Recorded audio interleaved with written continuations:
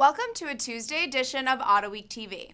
In just a couple minutes, we'll get GM Design Chief Ed Welburn's thoughts on Cadillac's new flagship, the XTS sedan, so stick around. Let's get started with some car news. Lexus is bringing a new concept car to the Detroit Auto Show next month, and from the looks of it, it's going to be sporty. Of course, all we have to go on is about 2 feet of the front end, so nobody should bet the farm just yet. We can definitely see some of the Lexus LFA in the design, as well as some Scion FRS. Lexus says the new concept, which was penned by Kelty, the company's California design studio, showcases a new design language. BMW will use next year's Geneva Motor Show to launch the 2013 BMW 6 Series Gran Coupe, just 20 months after it was previewed as a concept car. Styling-wise, the Gran Coupe is identical to the second-generation 6 Series Coupe and convertible. However, the car adopts a longer roof, shorter front doors, and more substantial B-pillars. The four-door Gran Coupe is just an inch taller than the 6 Series Coupe, and there will be 3 engine choices at launch, all mated to an 8-speed automatic.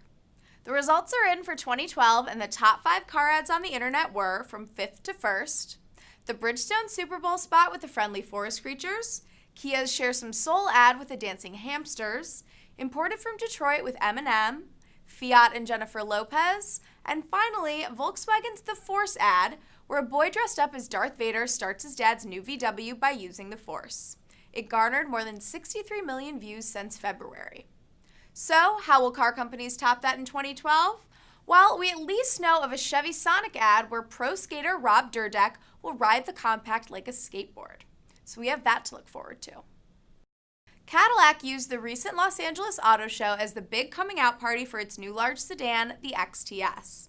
News editor Greg Migliori chatted with GM Design Chief Ed Welburn about the key design elements of the XTS and where it fits into the Cadillac brand.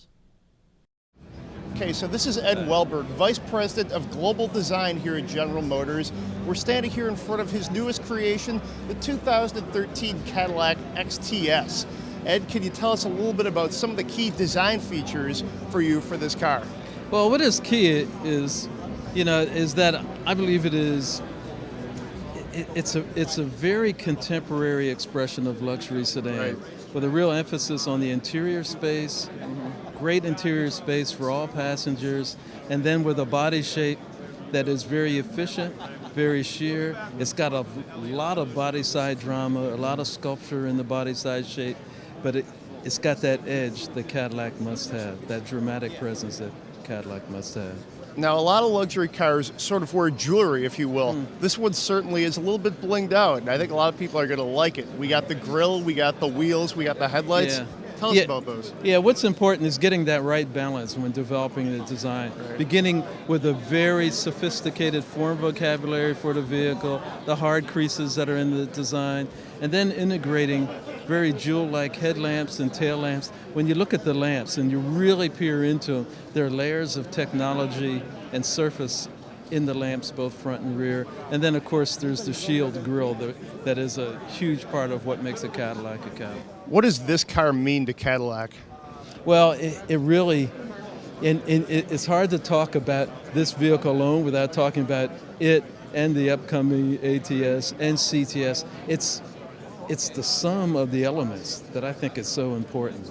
Is having a very balanced portfolio from, CTS is really at the core, and then have the XTS above it and the ATS below it, gives it a very balanced and complete portfolio.